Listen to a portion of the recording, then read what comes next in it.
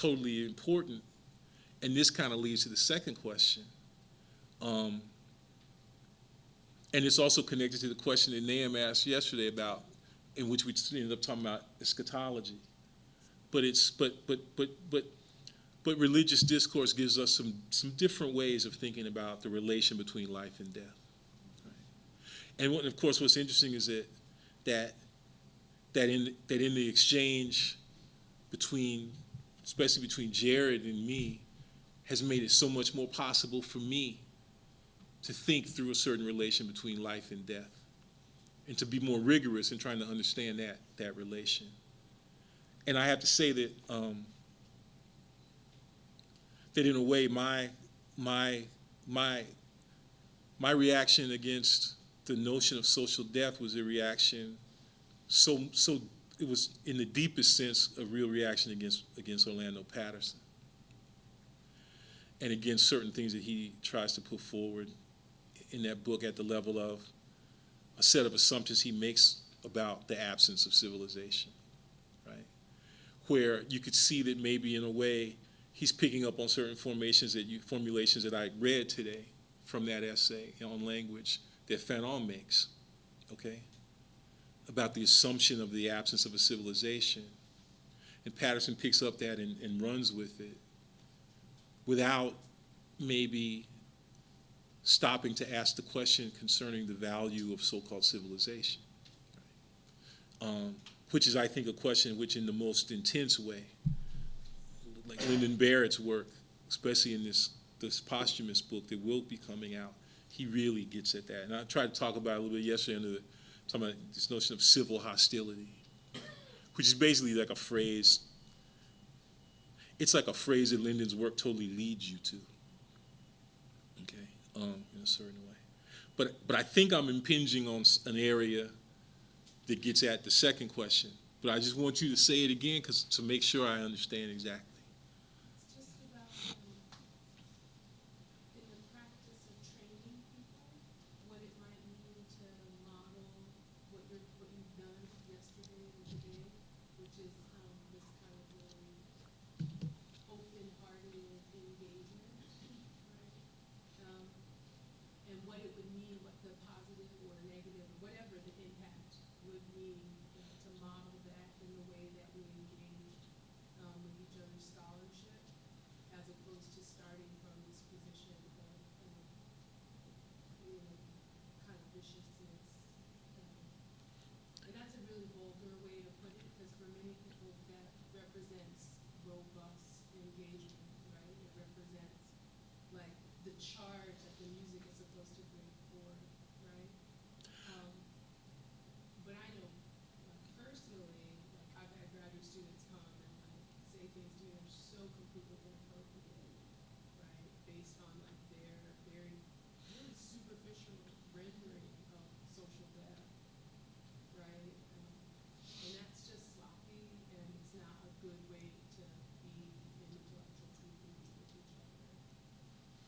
And it's more than anything else, it's just disrespectful to what the work that's been produced is. It's incredibly disrespectful.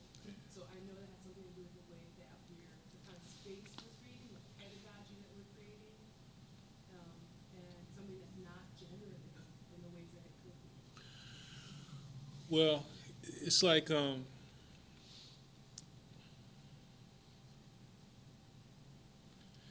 don't know. It's kind of like Christine says. She was sitting up here in this room trying to, you know, temporarily acting like what's happening today is not happening today.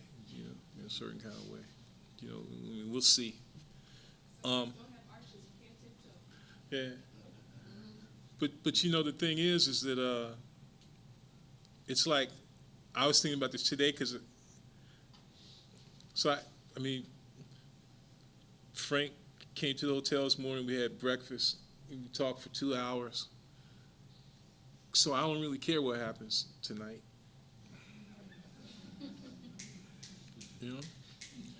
And in any case, it's kind of not really my business, right? I mean, it's an argument between rich people who think they have a right to run the world, and it's none of my business on a certain level. It's going to be bad for us either way, okay? but I'm just happy about what happened this morning because I'm interested in the project. You see, I just want to, that's what I care about. Now, there are many people who seem to feel like they have a stake in certain things, and insofar as they feel like they have a stake in certain things, it structures their behavior, right? Um, and that behavior in academic circles, which is supposed to be the place where you have refuge from an army of fools, right? Turns out to not be no refuge, because part of what's at stake in the very idea of having a stake in this is that people start to think that they have to behave in a certain kind of way, right? And that, you know, and that these kind of vicious, nasty models of academic disputation and, sort of egocentric displays of nastiness and meanness, which is all about a certain kind of careerism and has nothing to do with the project. It has nothing to do with what we're trying to do and how we're trying to live, in a different way. So,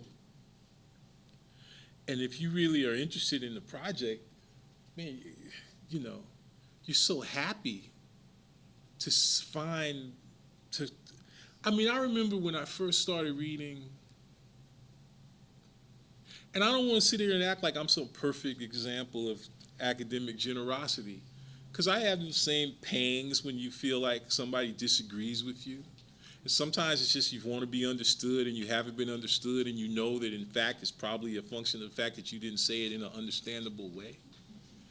And then sometimes it's just like not only is it that rather deeper than deeper than the question of whether they understood you. It's like they did understand you, and they're showing you that in fact you're wrong, and that's a pang. You don't want to be wrong all in public and shit. But and then there's the kind of moment where you're like, it's deeper than just being wrong. Where like I have to think about everything in a totally different way, and that's a pang. That's a shock to the system. You know. And you have to, but then there's also the joy of confronting and encountering somebody whatever the hell it is that you read in their work, that they're deeply invested in the project, right? That's what's animating what they do, which is to say that the social and intellectual and aesthetic project, right? At that point, you get over the pangs and you're trying to and you want to be friends. That's why I play as just friends. Because we're friends. We're friends in the project, right?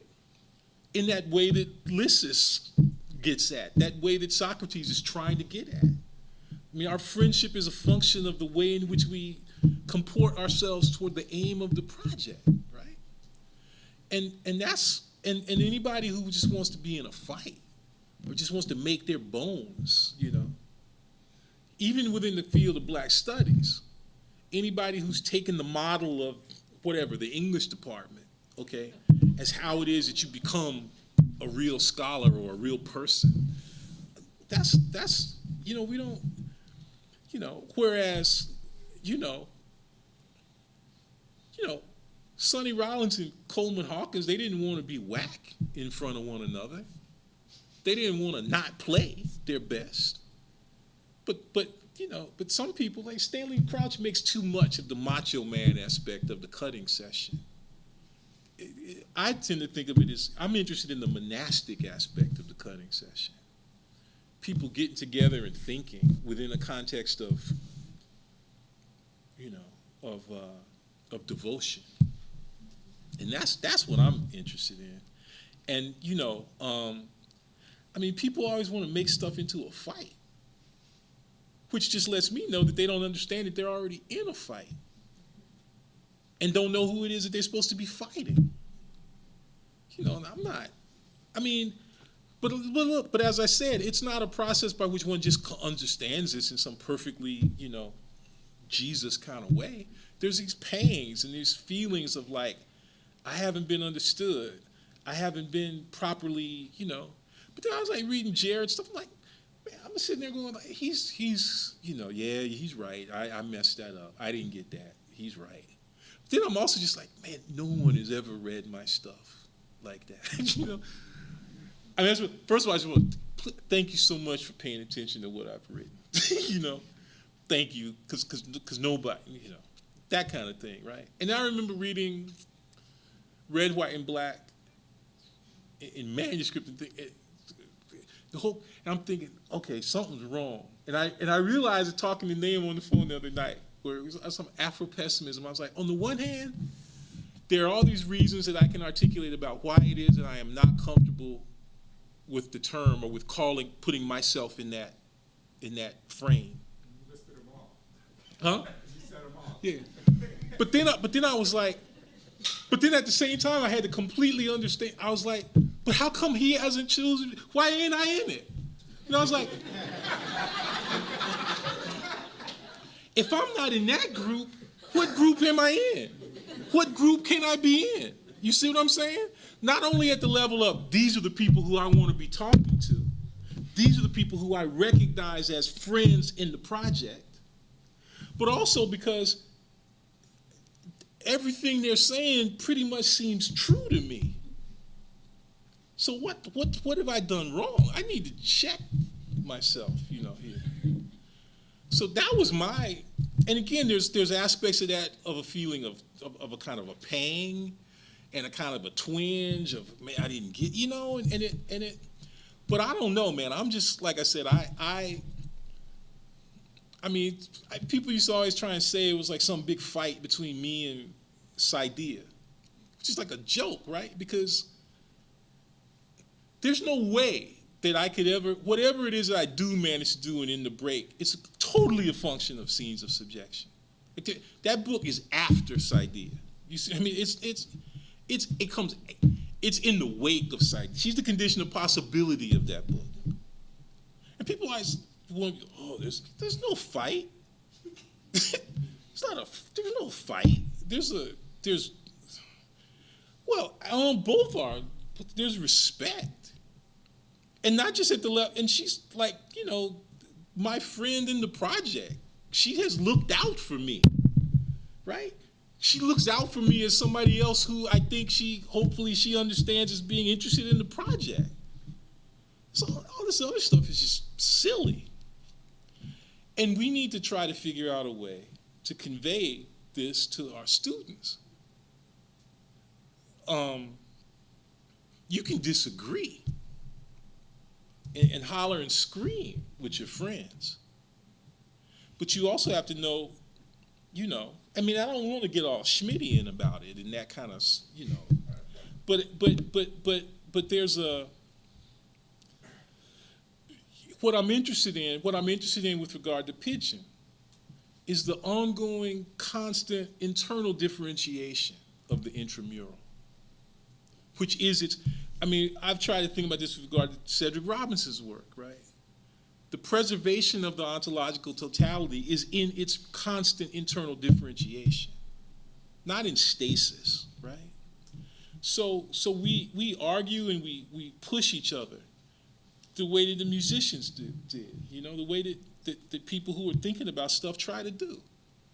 And if people are just trying to promote themselves and all that we're just not interested in this, And our responsibility on a pedagogical level to our students is to say, look, you don't have to do it this way. You really don't either. You're gonna just suffer. I've seen it from both sides. I'm sorry to go on and on, but I know that there's a kind of the flip side of thinking that you have to do this in order to like make yourself stand out on some sort of market level, right? Is the way I've seen so many folks that viciousness and nastiness and competitiveness comes back at you as a kind of paralysis. And I've literally come to understand it as, well, I can't get my stuff out because I just know everybody's going to be as mean to me as I was to everybody. And it's a form of paralysis. I've seen it. And in the meantime,